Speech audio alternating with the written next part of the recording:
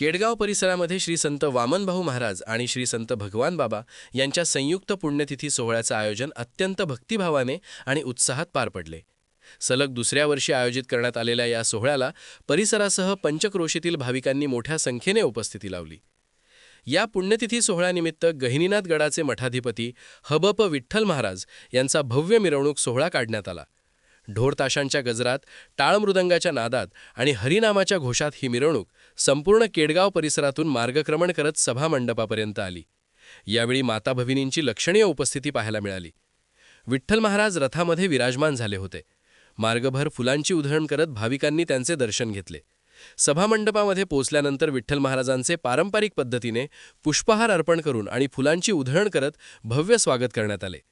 हा संपूर्ण सोहळा श्री संत वामनभाऊ भगवान बाबा सेवा मंडळाच्या वतीनं आयोजित करण्यात आला होता.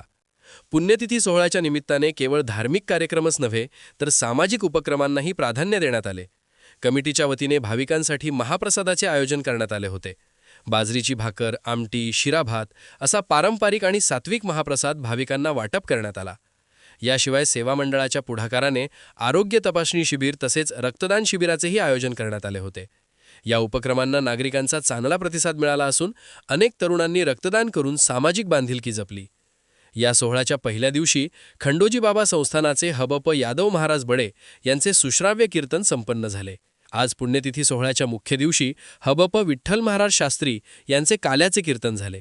आपल्या प्रवचनातून त्यांनी अध्यात्म, तरुण पिढीसमोरील आव्हाने, बदलत चाललेली जीवनशैली आणि नैतिक मूल्यांचे महत्त्व यावर सखोल आणि प्रभावी मार्गदर्शन केले. त्यांच्या विचारांनी उपस्थित भाविक मंत्रमुग्ध झाले. एकंदरीतच केडगाव परिसरातील हा संयुक्त पुण्यतिथी सोहळा भक्ती, सेवा आणि सामाजिक बांधिलकीचा आदर्श ठरला असून भाविकांच्या सहभागामुळे कार्यक्रमाला मोठी शोभा आली होती.